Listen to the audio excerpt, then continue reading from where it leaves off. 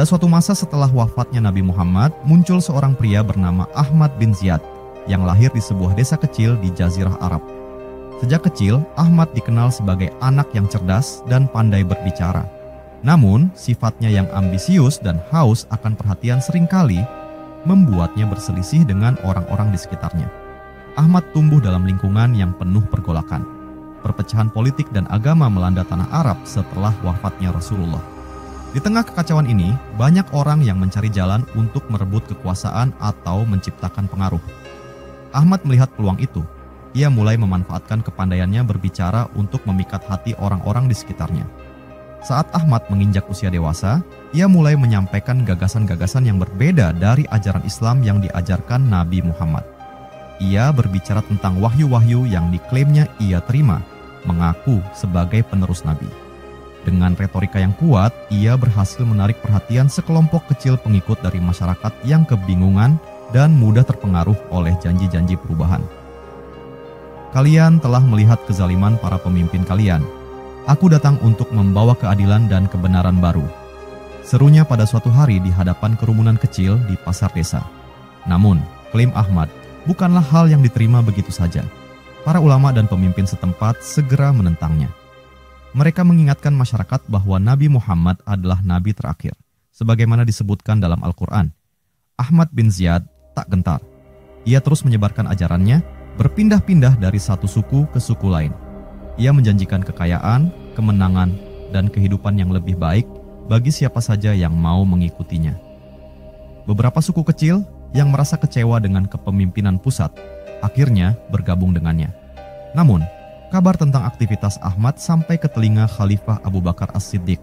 Sebagai pemimpin kaum muslimin, Abu Bakar memandang tindakan Ahmad sebagai ancaman besar terhadap kesatuan umat. Khalifah memutuskan untuk mengirim pasukan guna menghadapi gerakan Ahmad dan nabi palsu lainnya. Dalam sebuah pertempuran sengit, pasukan Ahmad yang tak berpengalaman akhirnya kalah telak melawan tentara muslim yang terorganisir. Ahmad ditangkap dan diadili atas tindakannya. Di hadapan para pemimpin muslim, ia akhirnya mengakui bahwa klaim kenabiannya hanyalah upaya untuk mencari kekuasaan. Ahmad bin Ziyad dijatuhi hukuman yang sesuai dengan pelanggarannya, dan ajarannya yang menyimpang segera lenyap bersama dengan dirinya. Kisah Ahmad menjadi pengingat bagi umat Islam tentang pentingnya memegang teguh ajaran agama yang benar dan waspada terhadap penyesat yang mencoba mengambil keuntungan dari kebingungan masyarakat. Itulah akhir dari Ahmad bin Ziyad, sang nabi palsu yang mencoba mengubah sejarah. Tetapi akhirnya menjadi bagian kecil dari babak panjang perjuangan umat Islam dalam menjaga keimanan mereka. Ahmad bin Ziyad adalah salah satu tokoh dalam sejarah Islam yang dikenal sebagai nabi palsu. Ia muncul pada periode pasca wafatnya Nabi Muhammad, di mana beberapa individu mengklaim kenabian untuk mencari pengaruh politik dan agama. Berikut adalah beberapa hal terkait tokoh ini. Pertama, konteks kemunculan nabi palsu. Pada suatu masa yang penuh gejolak, setelah wafatnya Nabi Muhammad, Jazirah Arab berada dalam suasana yang tidak menentu. Banyak suku yang sebelumnya bersatu di bawah panji Islam mulai goyah kesetiaannya. Sebagian di antaranya kembali pada kepercayaan lama, sementara yang lain memanfaatkan situasi ini untuk mencari kekuasaan dan pengaruh. Dari situasi itulah muncul fenomena nabi-nabi palsu, orang-orang yang mengaku menerima wahyu untuk menggantikan Nabi Muhammad. Di sebuah desa kecil di wilayah yang jauh dari pusat pemerintahan Islam, seorang pria bernama Ahmad bin Ziyad mulai berbicara dengan cara yang mencurigakan. Ia berdiri di hadapan sekelompok kecil penduduk desa, matanya menyala dengan semangat. "Saudara-saudaraku," katanya dengan suara lantang, "kalian semua tahu bahwa dunia ini sedang kacau. Pemimpin-pemimpin kalian telah mengabaikan hak-hak kalian. Mereka sibuk memperkaya diri sendiri di Madinah, sementara kita di sini hanya mendapatkan debu dan kehancuran." Orang-orang di hadapannya mulai mengangguk, beberapa di antaranya bergumam setuju. Ahmad melanjutkan, suaranya kini lebih rendah, tetapi penuh dengan keyakinan. "Aku telah menerima sebuah wahyu. Allah Subhanahu wa Ta'ala telah mengutusku untuk memimpin kalian ke jalan yang benar. Aku adalah nabi kalian, penerus Muhammad." Seorang lelaki tua di antara kerumunan itu mengernyitkan alis. "Bagaimana mungkin? Bukankah Nabi Muhammad adalah nabi terakhir? Bukankah itu yang diajarkan kepada kita?" Ahmad tersenyum tipis. seolah-olah ia telah mengantisipasi pertanyaan itu. Benar, Muhammad adalah nabi terakhir bagi umat yang lalu. Tetapi Allah Subhanahu wa Ta'ala tidak akan meninggalkan umat ini tanpa petunjuk baru.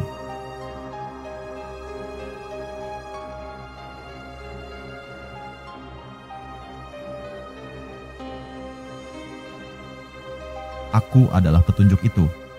Aku adalah rahmat bagi kalian yang terabaikan. Kata-katanya mulai menarik perhatian. Beberapa pemuda mendekat, wajah mereka penuh rasa ingin tahu. Salah seorang dari mereka bertanya, "Jika kau memang nabi, di mana wahyumu? Apa mukjizatmu?" Ahmad merentangkan tangannya ke langit. "Wahyuku adalah keadilan yang akan kubawa kepada kalian. Mukjizatku adalah kebebasan kalian dari penindasan para pemimpin yang tidak peduli. Bergabunglah denganku, dan aku akan memimpin kalian menuju kejayaan."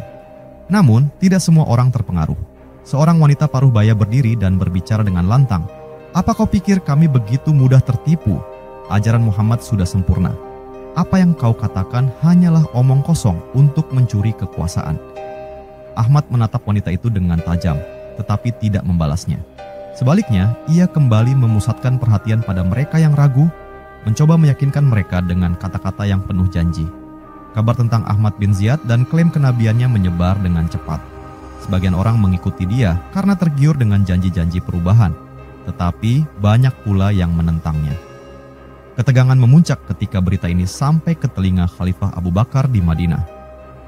"Kita tidak bisa membiarkan ini terus terjadi," kata Abu Bakar kepada para sahabatnya dalam sebuah pertemuan.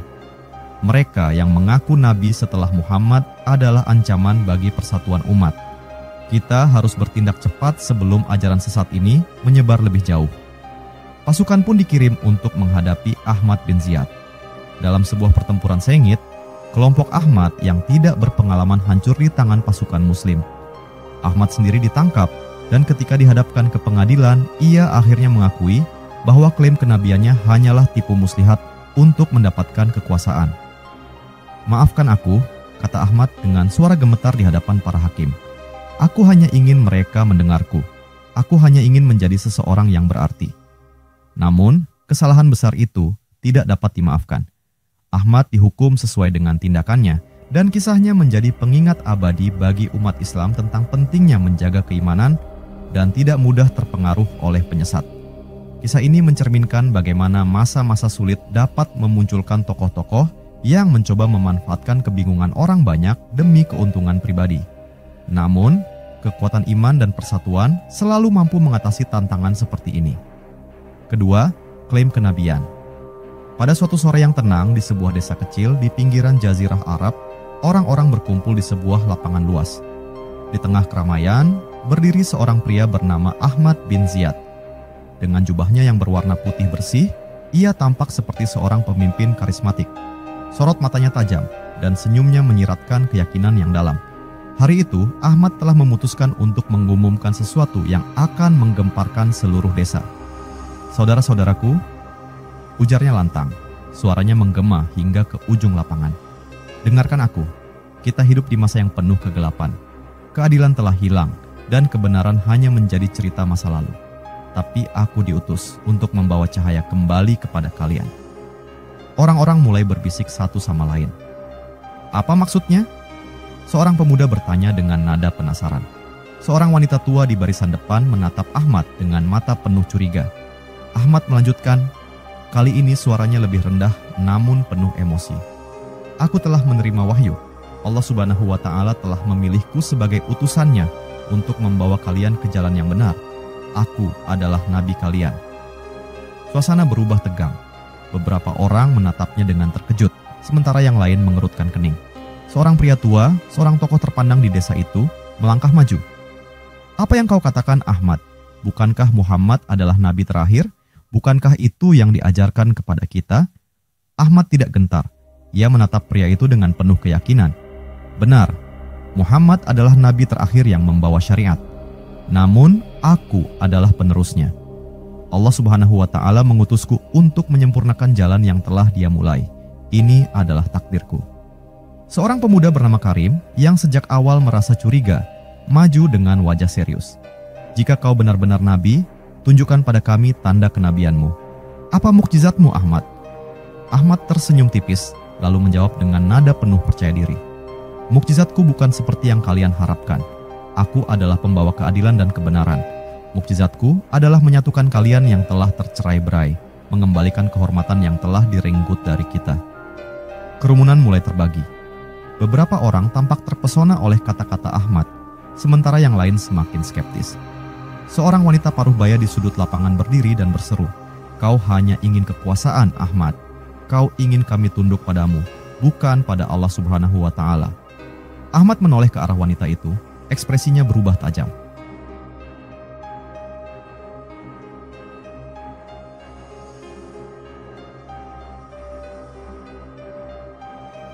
Aku hanya menyampaikan apa yang diperintahkan kepadaku. Jika kau menolak, maka itu adalah urusanmu dengan Allah Subhanahu wa Ta'ala. Namun, di antara mereka yang hadir, ada juga yang merasa bahwa kata-kata Ahmad memberikan harapan. Seorang pria muda dengan pakaian compang-camping bertanya, "Jika aku mengikutimu, apa yang akan aku dapatkan?" Ahmad menatap pria itu dengan lembut.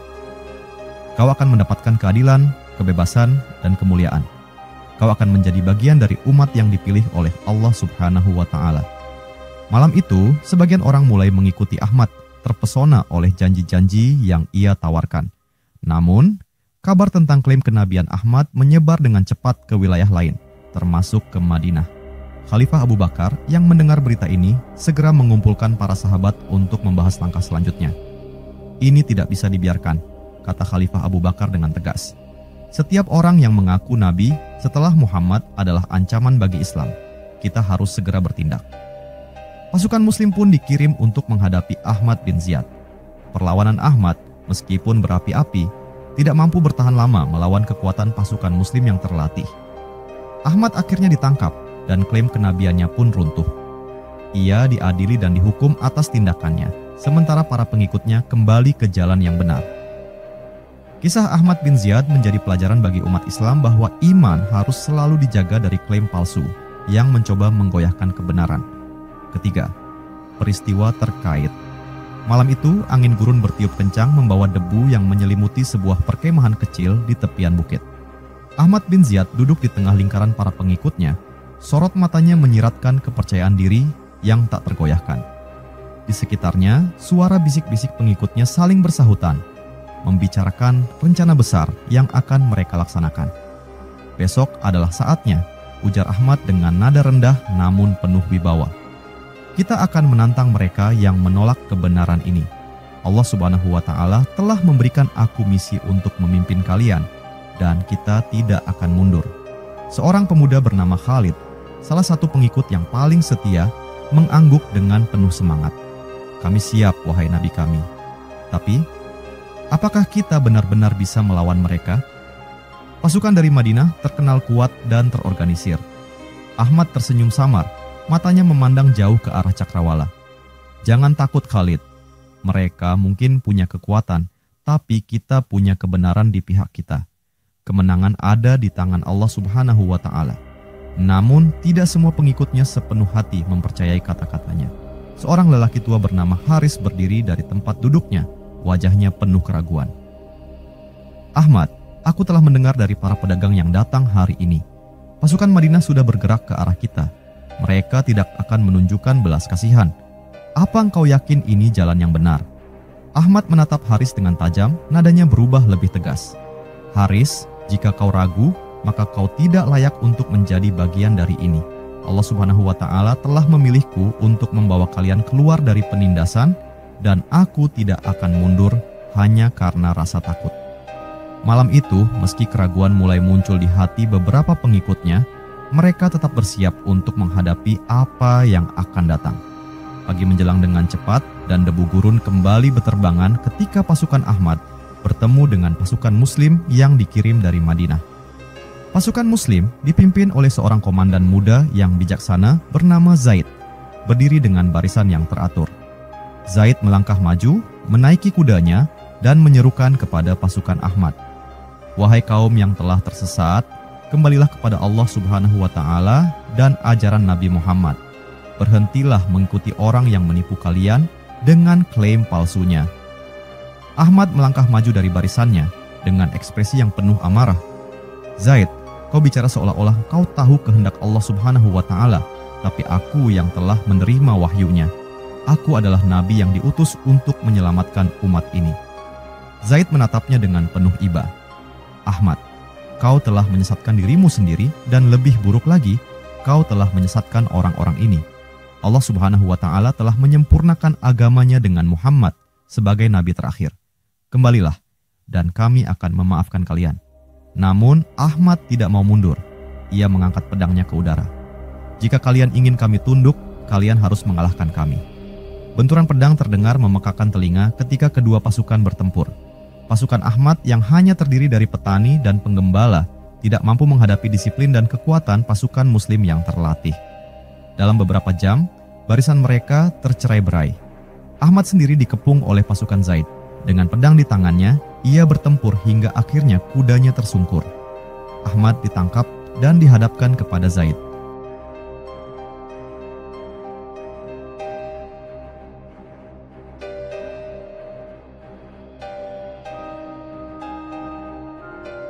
Zaid menatap Ahmad dengan penuh kecewa. "Kenapa engkau memilih jalan ini, Ahmad? Kau telah merusak persatuan umat, membawa mereka ke jalan yang salah." Ahmad menundukkan kepala, tubuhnya lelah. "Aku hanya ingin menjadi seseorang yang diingat. Aku ingin kekuasaan, dan mereka percaya padaku." Zaid menghela napas dalam-dalam. "Kau tidak hanya merusak dirimu sendiri, tetapi juga banyak orang yang telah mempercayaimu. Ini bukan jalan Allah Subhanahu wa Ta'ala. Kau akan diadili atas perbuatanmu." Ahmad bin Ziyad dibawa ke Madinah, di mana ia diadili dan dihukum atas klaim palsunya sebagai nabi. Para pengikutnya yang tersisa kembali ke jalan Islam yang benar setelah mendengar kebenaran dari para sahabat Nabi. Kisah Ahmad bin Ziyad menjadi pelajaran bagi umat Islam di seluruh jazirah Arab. Mereka belajar bahwa iman harus selalu dijaga dan tidak mudah terpengaruh oleh orang-orang yang mencoba memanipulasi agama demi ambisi pribadi. Keempat, nasib Ahmad bin Ziyad. Ahmad bin Ziyad duduk termenung di dalam sebuah tenda kecil yang dijaga ketat oleh pasukan muslim. Di wajahnya yang biasanya penuh keyakinan, kini terpancar kelelahan dan kekalahan. Setelah kekalahan telak di medan perang, ia telah ditangkap dan dibawa ke Madinah untuk diadili oleh Khalifah Abu Bakar As-Siddiq. Malam itu, hanya suara angin gurun yang terdengar di luar tenda. Seorang penjaga masuk, membawa sepiring makanan dan semangkuk air. Penjaga itu memandang Ahmad dengan campuran rasa iba dan jijik. "Makanlah Ahmad," kata penjaga itu. "Besok kau akan dihadapkan kepada khalifah." Ahmad mendongak perlahan, matanya memancarkan sisa-sisa keangkuhan. "Apakah kau pikir aku takut? Aku tetap yakin bahwa aku melakukan apa yang benar." Penjaga itu mendesah dan berkata, "Benar? Apa kau masih berpikir klaim palsumu itu adalah kebenaran? Kau telah menipu banyak orang dan menyebabkan kematian mereka." Ahmad tidak menjawab, hanya memalingkan wajahnya. Dalam hatinya, ia mulai merasakan beban atas tindakannya, tetapi keangkuhannya masih menahan lidahnya untuk mengakui kesalahan. Pagi hari berikutnya, Ahmad dibawa ke hadapan Khalifah Abu Bakar dan para sahabat terkemuka, termasuk Umar bin Khattab dan Ali bin Abi Thalib. Di dalam aula itu, suasana terasa berat. Para saksi telah berkumpul, termasuk beberapa pengikut Ahmad yang bertahan hidup. Abu Bakar menatap Ahmad dengan mata yang penuh kebijaksanaan tetapi juga ketegasan. "Ahmad bin Ziyad," katanya, suaranya menggema di ruangan. "Apa yang membuatmu mengaku sebagai nabi? Apa yang kau harapkan dari tindakanmu?" Ahmad berdiri, meskipun tubuhnya terlihat lemah. "Aku percaya bahwa dunia ini membutuhkan pemimpin baru," katanya. "Aku melihat kekacauan dan aku yakin bahwa aku bisa membawa perubahan. Wahyu itu, aku yakin itu adalah petunjuk dari Allah Subhanahu wa Ta'ala." Umar berdiri dengan wajah penuh amarah. "Petunjuk dari Allah Subhanahu wa Ta'ala? Apa engkau tidak mendengar firman-Nya? Muhammad adalah penutup para nabi. Kau tidak hanya menyesatkan dirimu sendiri, tetapi juga menghancurkan kehidupan orang-orang yang mempercayaimu. Apa kau tidak merasa bersalah?" Ahmad terdiam sejenak, lalu berkata pelan, "Aku hanya ingin menjadi seseorang yang diingat. Aku ingin menjadi pemimpin." Abu Bakar menghela napas panjang. "Keinginanmu untuk kekuasaan telah membuatmu melupakan kebenaran. Kau telah menyebabkan kematian dan perpecahan. Itu adalah dosa besar." Setelah mendengar semua kesaksian, termasuk pengakuan dari Ahmad sendiri, pengadilan memutuskan hukuman mati atas dirinya. para saksi mengangguk setuju, meskipun suasana terasa suram. Hukuman itu bukan hanya untuk membalas perbuatannya, tetapi juga untuk memberikan pelajaran kepada siapapun yang mencoba menggoyahkan ajaran Islam. Ketika Ahmad dibawa keluar dari aula, ia berhenti sejenak dan menoleh kepada Khalifah. Khalifah Abu Bakar, apakah menurutmu Allah Subhanahu wa Ta'ala akan mengampuni aku? Abu Bakar menatapnya dengan wajah penuh belas kasih. Ampunan Allah Subhanahu wa Ta'ala selalu lebih luas dari dosa-dosa kita. Tapi kau harus bertobat dengan sungguh-sungguh. Semoga kau menemukan kedamaian di akhirat. Ahmad menundukkan kepala dan melangkah pergi. Hari itu, hukuman atas Ahmad bin Ziyad dijalankan, dan kisahnya berakhir sebagai pengingat bagi umat Islam. Matahari terbenam di langit Madinah, memancarkan cahaya keemasan terakhir sebelum malam sepenuhnya tiba. Di sebuah halaman yang dikelilingi tembok tinggi, Ahmad bin Ziyad berdiri dengan tangan terikat. Di sekitarnya, pasukan Muslim menjaga dengan tenang, memastikan bahwa perintah Khalifah Abu Bakar akan dilaksanakan tanpa hambatan. Ahmad menatap langit, wajahnya tampak lelah, namun tetap menyimpan sisa-sisa keangkuhan. Ia tahu waktunya telah tiba. Dari sudut halaman, Khalifah Abu Bakar berjalan perlahan, diiringi oleh Umar bin Khattab dan Ali bin Abi Thalib. Mereka berhenti beberapa langkah dari Ahmad.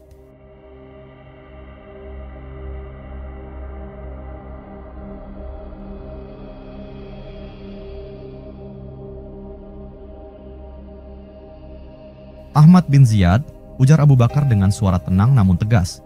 Hari ini, hukuman atas tindak kejahatanmu akan dilaksanakan. Sebelum itu, aku ingin bertanya satu hal. Apakah kau menyadari apa yang telah kau perbuat? Ahmad mendongak, matanya bertemu dengan mata Abu Bakar. Aku menyadari bahwa aku telah kalah, katanya dengan nada berat. Namun, aku tidak menyesali keyakinanku. Aku hanya ingin menjadi pemimpin, seseorang yang diingat. Umar melangkah maju, suaranya penuh amarah. Yang kau inginkan bukan keyakinan, tapi ambisi. Kau telah menyesatkan orang-orang, menyebabkan kematian mereka, dan mencoba merusak ajaran Nabi Muhammad.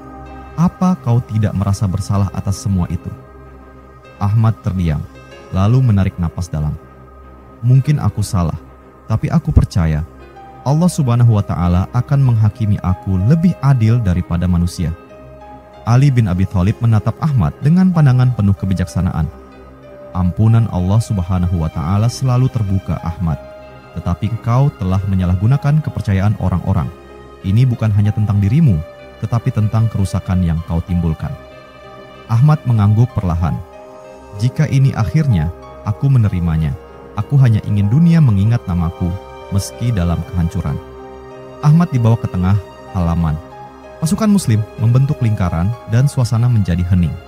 Tak ada sorakan, tak ada celaan. Semua yang hadir merasakan beban peristiwa ini.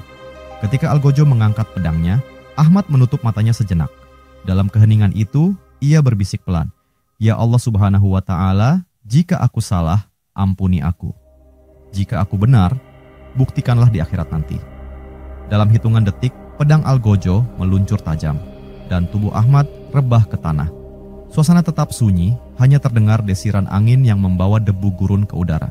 Setelah eksekusi selesai, Khalifah Abu Bakar berbalik menghadap para pengikut Ahmad yang telah menyerah. "Ingatlah," katanya dengan suara lantang, "jalan kebenaran tidak pernah ditentukan oleh ambisi manusia. Nabi Muhammad adalah nabi terakhir, dan ajarannya adalah ajaran yang sempurna. Jangan biarkan keraguan kalian membuat kalian tersesat lagi." Para pengikut Ahmad menundukkan kepala. Banyak yang menangis menyadari kesalahan mereka. Malam itu, Madinah kembali tenang, dan nama Ahmad bin Ziyad hanya menjadi bagian dari sejarah. Sebagai pelajaran bagi generasi mendatang tentang bahaya kesombongan dan ambisi yang salah arah.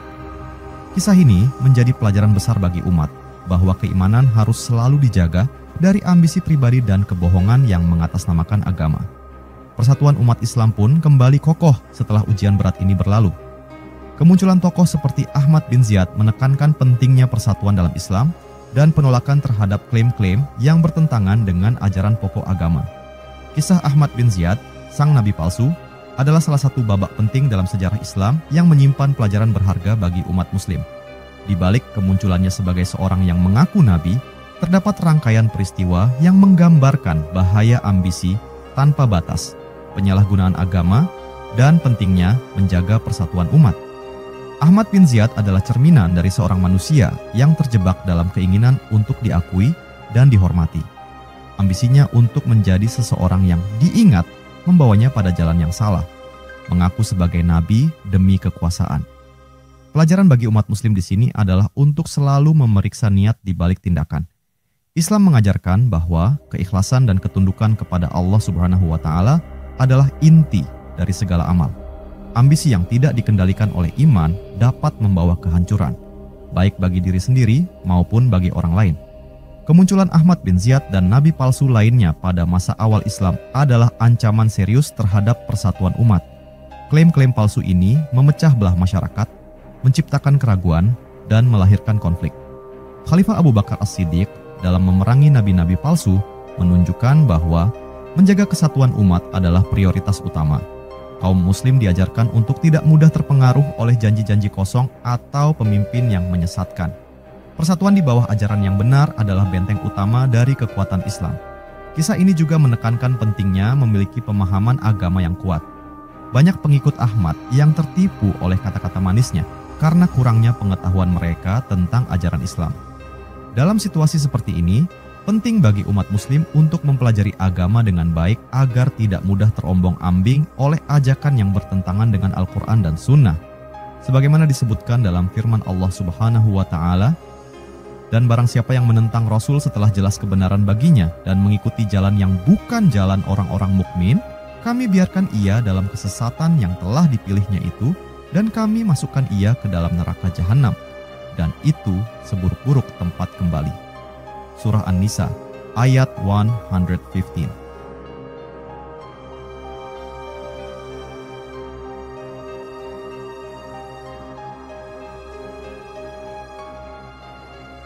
Ayat ini menjadi pengingat bahwa setiap penyimpangan dari ajaran Rasulullah adalah bahaya besar bagi umat Islam. Ahmad bin Ziyad adalah contoh buruk dari seorang pemimpin yang hanya memikirkan ambisinya sendiri, bukan kepentingan umat. Dalam Islam, seorang pemimpin adalah amanah, seseorang yang dipilih untuk memimpin umat dengan kejujuran dan kebijaksanaan. Kisah ini mengajarkan bahwa umat muslim harus berhati-hati dalam memilih pemimpin dan tidak terpesona oleh janji-janji manis yang tidak berdasarkan kebenaran. Kisah Ahmad bin Ziyad bukan hanya catatan sejarah, tetapi juga peringatan yang abadi. Dari perjalanannya, umat muslim belajar untuk selalu waspada terhadap tipu daya yang mengatasnamakan agama, untuk menjaga persatuan di bawah ajaran Islam yang murni, dan untuk selalu teguh dalam iman. Hanya dengan memegang erat kebenaran, umat muslim dapat menghadapi segala tantangan dan menjaga cahaya Islam tetap bersinar.